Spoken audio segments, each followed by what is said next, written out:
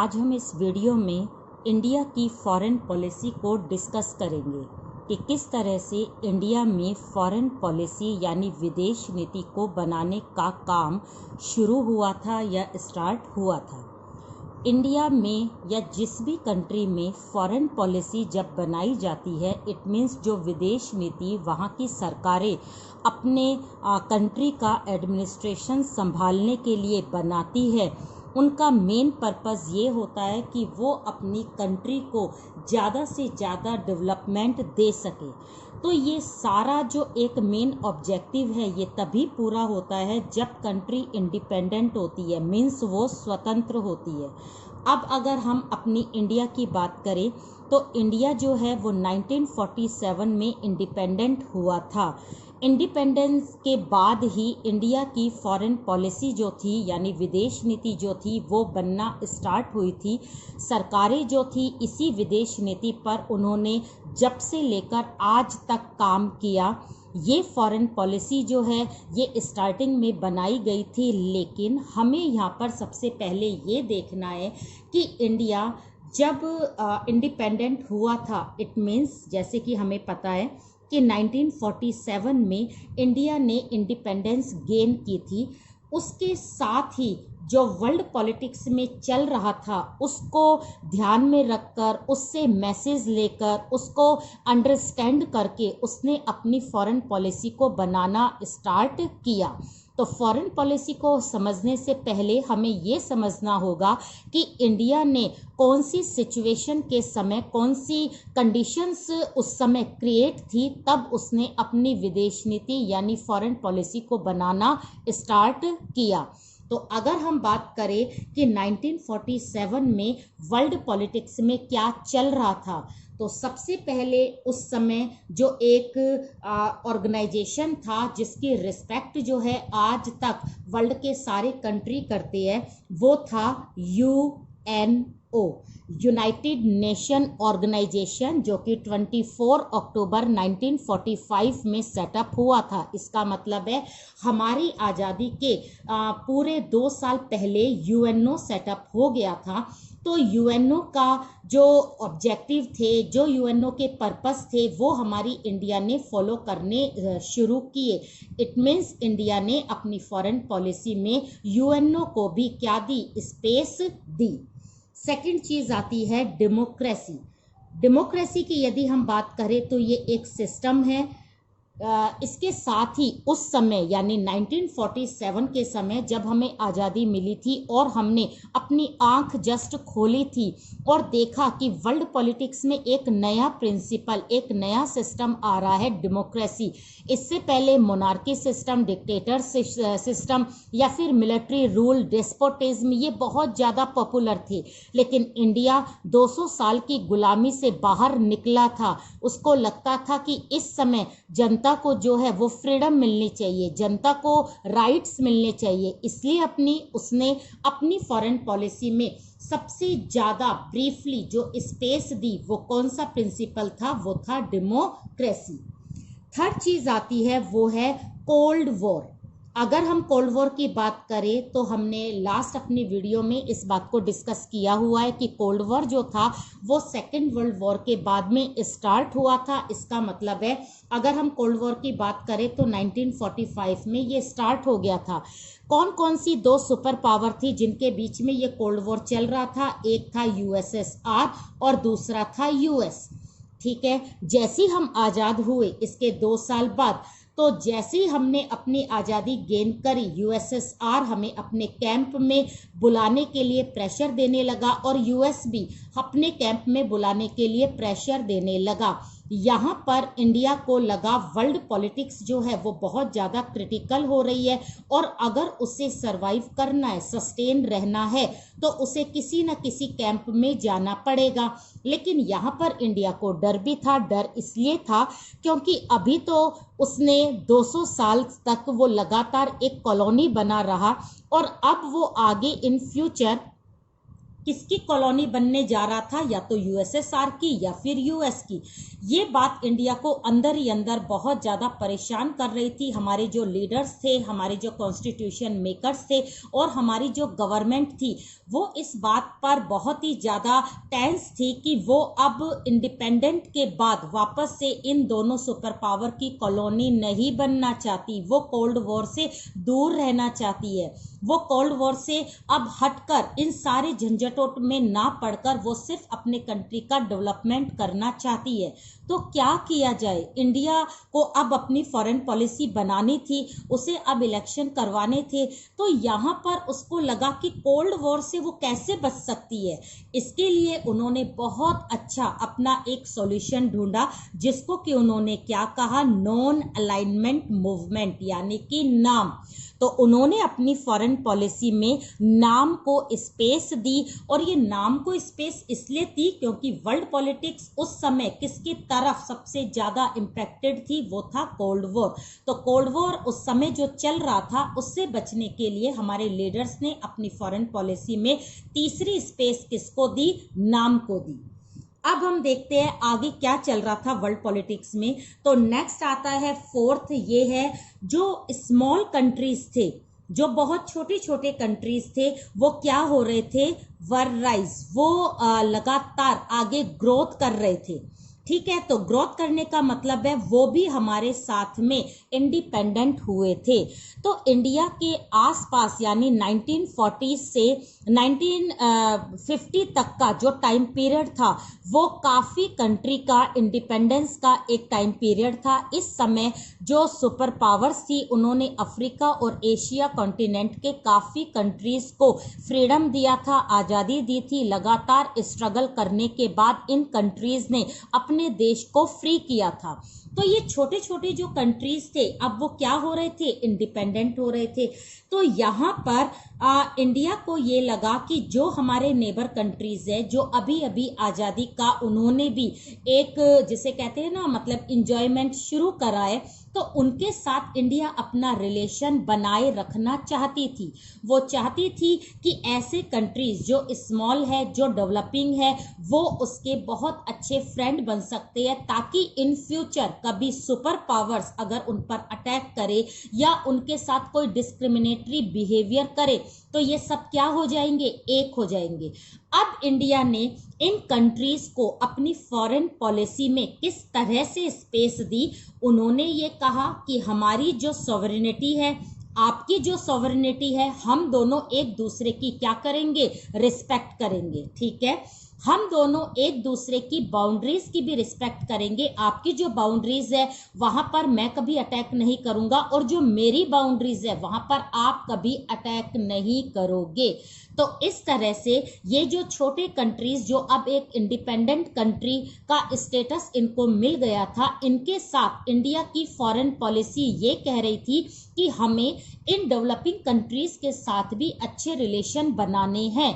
और इन अच्छे रिलेशन बनाने की जो स्टार्टिंग है, उन्होंने अपनी फॉरेन पॉलिसी में इनको क्या दी, स्पेस दी। ठीक है, अब हम नेक्स्ट इंसिडेंट देखते हैं जो वर्ल्ड पॉलिटिक्स में 1947 में इंडिया को मिला था। तो लास्ट जो आता है वो आता है रीऑर्गेनाइज ऑफ यूरोप। ये हमें पता है कि फर्स्ट वर्ल्ड वॉर और सेकंड वर्ल्ड वॉर जब हुआ, वो मेन उनका फोकस जो प्लेस था वो क्या था, वो यूरोप था। क्योंकि यूरोप में मेनली जो जर्मनी था वो कल्प्रिट था, उसके ही कारण फर्स्ट वर्ल्ड वॉर हुआ था और उसके ही कारण सेकंड वर्ल्ड वॉर हुआ था। जर्मनी को सपोर्ट फर्स्ट वर्ल्ड वॉर में टर्की और ऑस्ट्रिया ने किया था, जबकि सेकंड वर्ल्ड वॉर में जर्मनी को मेनली सपोर्ट इटली और जापान ने दिया था। तो इस तरह से फर्स्ट वर्ल्ड वॉर की जो एक्सिस पावर थी वो जर्मनी थी, और सेकंड वर्ल्ड वॉर की भी जो एक्सिस पावर थी वो कौन थी, जर्मनी थी। तो यहाँ पर हमने देखा कि यूरोप के बहुत सारे कंट्रीज जो थे वो वर्ल्ड वॉर में बहुत ज़्यादा इन्वॉल्व होने के कारण जब ये वर्ल्ड वॉर खत्म हुआ, सेकेंड वर्ल्ड वॉर, तो यूरोप जो था वो पूरा क्या हो गया था, डिस्ट्रॉय हो गया था। पूरी तरह से उसका एक तरह से जिसे कहते हैं ना बर्बाद हो चुका था। उसकी सारी इकोनॉमी, उसका डेवलपमेंट, उसकी ग्रोथ, वो सब कुछ खत्म हो गई थी। रिसोर्स जो थे वो खराब हो गए थे और वहाँ की जो पॉपुलेशन थी वो हाफ से ज़्यादा मतलब उनकी डेथ हो गई थी। तो इस तरह से यूरोप जो था वो वापस से अपने आप को क्या कर रहा था, रिगेन कर रहा था। तो रिगेन का मतलब है कि वो वापस से अब फिर मतलब अपने आप को सरवाइव करवा रहा था, जिंदा रख रहा था। उसको लग रहा था कि अब यूरोप जो है वो कहाँ से स्टार्ट होगा, जीरो से। तो वो जीरो से स्टार्ट होकर उसने अपनी ट्रैवलिंग भी कब से स्टार्ट करी, वो 1945 से वापस लगा खुद को डेवलप करने के लिए। सेम कंडीशन इंडिया की भी थी, क्योंकि इंडिया में 200 ईयर्स से यूके जो था वो रूल कर रहा था। उसने इंडिया की इकोनॉमी को बिल्कुल बर्बाद कर दिया था। यहाँ की पॉपुलेशन जो थी वो स्ट्रगल में बिल्कुल मारी गई थी। मतलब जो लोग थे वो बहुत ज़्यादा कम हो गए थे, रिसोर्स सारे डिस्ट्रॉय हो गए थे, कोई डेवलपमेंट नहीं हुआ था। तो इंडिया ने अपनी स्टार्टिंग डेवलपमेंट की वो कब करी थी, 1947 में, जबकि यूरोप ने कब करी थी, 1945 में। तो यहाँ पर जो फॉरेन पॉलिसी, जो भी चेंजेस यूरोप कर रहा था उस पर पूरी नज़र इंडिया की थी। इंडिया देख रहा था कि किस तरह से यूरोप अपने आप को रीऑर्गेनाइज कर रहा है, किस तरह से वहाँ पर मतलब जो कंट्रीज है वो स्ट्रगल कर रही है। इन स्ट्रगल से इंडिया ने काफ़ी मैसेज लिया और अपनी फॉरेन पॉलिसी में इन सारी चीज़ों को भी क्या दी, जगह दी।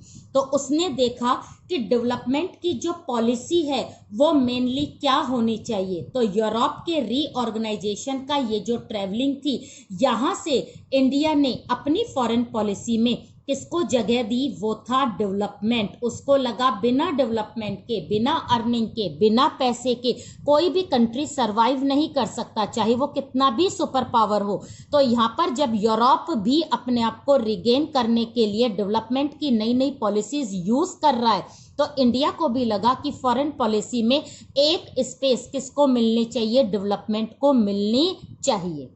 तो इस तरह से अभी हमने फॉरेन पॉलिसी को डिस्कस नहीं करा है, हम डिस्कस कर रहे हैं कि जब इंडिया आज़ाद हुआ था और उसकी फॉरेन पॉलिसी लगातार एक तरह से बनने के लिए तैयार थी और वो उसको मतलब अपनी फॉरेन पॉलिसी को बना रहा था। तो उस समय वर्ल्ड पॉलिटिक्स में जो जो इंसिडेंट हो रहे थे, जो भी कुछ प्रिंसिपल नए आ रहे थे, उन सब से इंडिया क्या ले रहा था, मैसेज ले रहा था।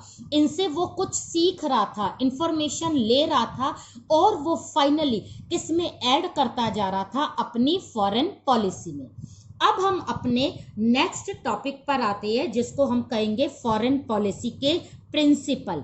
तो हमारा मेन जो एक टॉपिक है वो तो हमारा यही रहेगा कि प्रिंसिपल ऑफ फॉरेन पॉलिसी। अब हम देखते हैं कि फॉरेन पॉलिसी यानी हमारी इंडिया ने इन सारे इंसिडेंट से मैसेज तो लिया, लेकिन अपनी फॉरेन पॉलिसी में कौन कौन सी चीज़ों को, कौन कौन से प्रिंसिपल को स्पेस दिया। तो सबसे पहले आपको यहाँ पर ये समझना है कि फॉरेन पॉलिसी का मेन जो रिस्पॉन्सिबिलिटी होती है वो किसकी होती है, वो होती है हमारे फॉरेन मिनिस्ट्री की। यानी हमारा जो गृह मंत्रालय है वो ही फॉरेन रिलेशन बनाता है, वो ही देखता है कि बाकी सारे कंट्रीज के साथ कैसा रिलेशन रहेगा। यही एक ऐसी एजेंसी होती है जो हमारे कंट्री में फॉरेन पॉलिसी यानी विदेश नीति को बनाने के लिए मेनली क्या है, रिस्पॉन्सिबल है। उसी के ऊपर ये रिस्पॉन्सिबिलिटी होती है कि कौन से कंट्री के साथ हमें रिलेशन बनाने हैं और किस कंट्री के साथ हमें न्यूट्रल रहना है। तो यहाँ पर जो कोड ऑफ कंडक्ट हमारे कंट्री के लिए बनाए जाते हैं वो मेनली कौन बनाता है, वो बनाता है हमारी फॉरेन मिनिस्ट्री।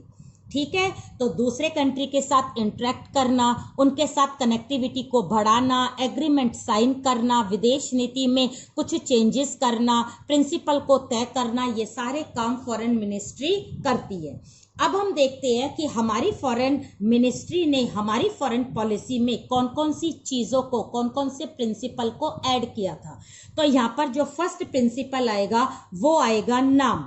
अब नाम उन्होंने क्यों करा था नॉन अलाइनमेंट मूवमेंट, क्योंकि उस समय कोल्ड वॉर चल रहा था। इससे बचने के लिए हमारी फॉरेन मिनिस्ट्री ने फॉरेन पॉलिसी में नाम को स्पेस दी थी। नाम एक ऐसा ऑर्गेनाइजेशन था जो कि कोल्ड वॉर के इन दोनों कैंप से दूर रखने वाला था। ये नाम जो है ये ना तो न्यूट्रल है ना ये आइसोलेटेड था, जबकि नाम का मेन काम जो था वो क्या था, एक्टिव रहना। यहाँ के हर मेंबर जो थे वो पूरी तरह से एक्टिव थे, लेकिन वो अपनी इंडिपेंडेंस को बचाने के लिए, अपने इंटरेस्ट और डिमांड को आगे ग्रो करने के लिए नाम के साथ जुड़ रहे थे। आज कोल्ड वॉर जो है वो एंड हो गया, लेकिन नाम की इंपॉर्टेंस अभी भी एंड नहीं हुई है। हमारी फॉरेन मिनिस्ट्री आज भी हमारी सरकार किसको साथ में लेकर चलती है, नाम को साथ में लेकर चलती है। इसका मतलब है आज भी हमारी सरकार किसी भी सुपर पावर से इन्वॉल्व नहीं होती, किसी भी सुपर पावर को जो है एक तरह से अननेसेसरी रिलेशन नहीं बनाती है, और वो नहीं चाहती है कि कोई भी कंट्री या कोई भी सुपर पावर उसको अपनी कॉलोनी बनाए, क्योंकि वो सिर्फ एक ही ऑर्गेनाइजेशन का मेंबर है, वो है नाम। तो आज भी जितने भी सुपर पावर है उससे इंडिया जो अलग रहता है, उनसे उसका फोकस सिर्फ अपने डेवलपमेंट पर है, ना कि किसी सुपर पावर की चमचागिरी करने में। ठीक है। सेकंड चीज, जो सेकंड उन्होंने प्रिंसिपल लिया था वो था डेवलपमेंट का। मेन जो प्रिंसिपल हमारी फॉरेन पॉलिसी का फॉरेन मिनिस्ट्री ने 1947 में ही मेन फोकस रखा, वो रखा डेवलपमेंट को, यानी इकोनॉमिक ग्रोथ को। कैसे हो इकोनॉमिक ग्रोथ, इसके लिए सबसे पहले हमारी सरकार ने प्लानिंग कमीशन को इलेक्ट किया, यानी प्लानिंग कमीशन के थ्रू उन्होंने हमारे डेवलपमेंट को बिल्कुल सही तरीके से चलाया। तो यहाँ पर यूरोप को उन्होंने देखा कि उनका जो डेवलपमेंट का तरीका है वो है कैपिटलिस्ट, लेकिन हमारी इंडिया इस कैपिटलिस्ट मॉडल को यूज करना नहीं चाहती थी। इसलिए उन्होंने यूरोप से ही ये मैसेज लिया कि उस कंट्री में कैपिटलिस्ट सिस्टम बिल्कुल सुटेबल है, लेकिन हमारे यहाँ पर कैपिटलिस्ट सिस्टम नहीं चल पाएगा और ना ही यूएसएसआर का सोशलिस्ट चल पाएगा। इसलिए उन्होंने अपने यहाँ पर मिक्स्ड इकोनॉमी को सबसे ज्यादा इंपॉर्टेंस थी। उनको लगा कि मिक्स्ड इकोनॉमी जो है वो सोशलिस्ट और कैपिटलिस्ट दोनों की मेरिट्स को लिए हुए है। इसके साथ ही उन्होंने प्लानिंग कमीशन को 1950 में सेटअप करा, जो कि FYP यानी 5 ईयर प्लान से अपना काम करती थी। ठीक है। अब यहाँ पर हमें ये ध्यान देना है कि प्लानिंग कमीशन जो है वो 2015 को रिप्लेस किया गया, और 2015 को प्लानिंग कमीशन की जगह कौन सा कमीशन आ गया, वो था नीति आयोग। ठीक है। तो नीति आयोग जनवरी 2015 से काम कर रहा है। नीति आयोग हो या प्लानिंग कमीशन हो, दोनों ही पीएम के सुपरविजन में रहते हैं, और यहाँ पर जो काम प्लानिंग कमीशन करती है वही काम नीति आयोग भी करता है। अब ये प्लानिंग कमीशन क्या करती है, नीति आयोग के क्या ऑब्जेक्टिव है, इसको हेल्प करने के लिए एनडीसी क्या करती है, ये हमने लास्ट वीडियो में देख लिया था। अब हम तीसरा प्रिंसिपल देखते हैं, वो है डेमोक्रेसी का। डेमोक्रेसी को लेकर हमारी जो गवर्नमेंट थी वो बहुत ज़्यादा बोल्ड भी रही और सेंसिटिव भी रही। बोल्ड इसलिए रही क्योंकि उसको बहुत सारे कंट्रीज ने प्रेशर दिया था कि वो डेमोक्रेसी को अडॉप्ट ना करे, लेकिन उसने उन सबकी ना मानकर डेमोक्रेसी को अपने इंडिया में सेटअप किया। और वो सेंसिटिव इसलिए रही क्योंकि उसे पता था कि इतनी बड़ी गुलामी के बाद, कॉलोनियल पीरियड पूरा करने के बाद, जब जनता अपनी इंडिपेंडेंस को बहुत ज़्यादा सेलिब्रेट कर रही है, तो उनको उनके जो इंटरेस्ट है, उनके जो डिमांड्स है, जो 200 साल तक पूरे नहीं हुए और उन्होंने इतना स्ट्रगल किया, अब जाकर उनके डिमांड्स पूरे होने चाहिए, जनता को पावर मिलनी चाहिए, जनता को राइट्स मिलने चाहिए, जनता को सरकार से सवाल जवाब करने का अधिकार भी होना चाहिए। इट मीन्स गवर्नमेंट कैसी होनी चाहिए? अकाउंटेबल गवर्नमेंट, ऐसी हो जो सोशल वेलफेयर का काम करे। तो ये सारी चीजें कौन से सिस्टम में पॉसिबल थी? वो थी डेमोक्रेसी। तो इसी को लेकर हमारी उस समय की सरकार और इसी प्रिंसिपल को लेकर हमारी आज की सरकार काम करती है। तो डेमोक्रेसी के अगेंस्ट में कोई भी सरकार काम नहीं कर सकती। क्यों? क्योंकि ये हमारे फॉरेन पॉलिसी का मेजर प्रिंसिपल है। नेक्स्ट आता है, अगर हम फोर्थ की बात करें तो वो है सॉवरेनिटी। सॉवरेनिटी का मतलब होता है डिसीजन पावर। तो डिसीजन पावर अगर हम बात करें तो डिसीजन पावर इंटरनल भी होती है और दूसरी क्या होती है? एक्सटर्नल।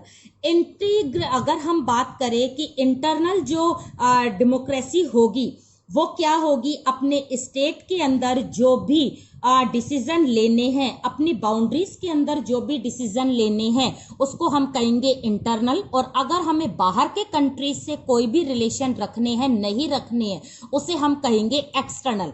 तो हमारी इंडिया जो है वो 1947 के बाद सॉवरेन कंट्री बन गई थी। वो बिल्कुल डिसीजन अपना फ्रीडम से ले सकती थी। उसके डिसीजन पर कभी भी कोई सुपर पावर अपना इम्पैक्ट नहीं डाल सकती थी जैसे कि पहले होता था। तो यहाँ पर इंडिया ने अपनी फॉरेन पॉलिसी में सबसे सुप्रीम जो प्रिंसिपल रखा वो अपनी सॉवरेनिटी को रखा और उसने कहा कि मेरी सॉवरेनिटी को हर कोई कंट्री रिस्पेक्ट करेगा और आपकी सॉवरेनिटी को हम भी रिस्पेक्ट करेंगे। इसी के साथ उन्होंने कहा कि इंडिया की जितनी बाउंड्रीज है, जो जम्मू कश्मीर से कन्याकुमारी और यहाँ पर गुजरात से लेकर असम, ये जो चारों तरफ की बाउंड्रीज है, इस पूरी बाउंड्रीज पर इंडिया का ही रूल चलेगा। कोई और कंट्री हमारी इंडिया में 1 इंच जमीन पर भी आंख लगाकर नहीं देखेगा। इस पर कंट्रोल करना तो बहुत दूर की बात है। तो जिस तरह हम आपकी इंटीग्रिटी पर रिस्पेक्ट करते हैं उसी तरह आपको भी हमारी बाउंड्रीज की रिस्पेक्ट करनी होगी। तो ये जो प्रिंसिपल है, इसी प्रिंसिपल पर उस समय हमारी सरकारें काम करती थी और आज भी हमारी बाउंड्रीज और हमारी सॉवरेनिटी को लेकर कोई भी समझौता हमारी सरकार नहीं कर सकती। वो अपनी डिसीजन पावर को कभी लॉस नहीं करेगी। ओके, अब हम लास्ट जो इसका प्रिंसिपल है वो देखते हैं।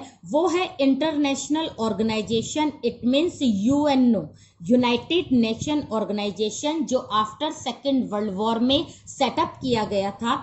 तो यूएनओ के जो रूल्स होते हैं, जो रेगुलेशन होते हैं, वो बनाता है इसी का एक ऑर्गन जिसका नाम है इंटरनेशनल कोर्ट। तो इंटरनेशनल कोर्ट जो भी लॉज बनाता है उसको हम बोलते हैं इंटरनेशनल लॉ। इस इंटरनेशनल लॉ की रिस्पेक्ट करना हमारी फॉरेन पॉलिसी का एक प्रिंसिपल माना गया है। इंडिया हमेशा एक पीसफुली कंट्री रहा है। इंडिया कभी भी टेररिज्म को सपोर्ट नहीं करता है। इंडिया कभी भी किसी 2 कंट्री के जो डिस्प्यूट्स है उनको सॉल्व करने की कोशिश करता है। कभी भी वेपन्स का फर्स्टली यूज नहीं करता, यानी सबसे पहले वो यूज नहीं करता है। तो यहाँ पर यूएनओ की मेंबरशिप लेने में इंडिया को कभी भी कोई दिक्कत नहीं हुई। यूएनओ ने हमेशा इंडिया को सपोर्ट करा है क्योंकि इंडिया ने यूएनओ की रिस्पेक्ट के साथ इंटरनेशनल लॉ की हमेशा रिस्पेक्ट करी है। यूएनओ को जो भी बजट है इंडिया का वो रेगुलर उसने उसको दिया है और हमेशा यूएनओ की सहायता के लिए, हेल्प के लिए वो तैयार रहता है। और यहाँ पर इंडिया भी ये चाहता है कि जब उस पर कभी कोई अननेसेसरी अटैक करे तो यूएनओ उसका साथ दे। और ये बात इस बात से प्रूव होती है कि आज जब पाकिस्तान जब भी इंडिया पर कुछ गलत करने की सोचता है तो यूएनओ सबसे पहले इंडिया का साथ देता है। तो हमारी फॉरेन पॉलिसी ये कहती है कि हमारी सरकार हमेशा यूएनओ के साथ में है, हमारा कंट्री यूएनओ के साथ में है। इंटरनेशनल लॉ के अगेंस्ट में हमारी सरकार कोई काम नहीं कर सकती। तो इस तरह से हमारे प्रिंसिपल जो है वो हमारे सरकार उन कामों को करने के लिए हमेशा बाउंड रहती है। इन प्रिंसिपल को ध्यान में रखकर ही वो काम करती है और कभी भी ऐसी चीज़ों को नहीं करती जो कि हमारी फॉरेन पॉलिसी को क्या करे, डिस्ट्रॉय करे। तो इस तरह से आज हमने अपनी इस वीडियो में दो चीज़ों को क्लियर करा है कि इंडिया ने अपनी फॉरेन पॉलिसी में कौन कौन से प्रिंसिपल को रखा है। इन प्रिंसिपल को रखने का मेन कॉज ये था कि उस समय वर्ल्ड पॉलिटिक्स में ये सारे इंसिडेंट हो रहे थे, तो इन इंसिडेंट के कारण ही या इनको सॉल्व करने के कारण उन्होंने अपनी फॉरेन पॉलिसी में इन सारी चीज़ों को जगह दी।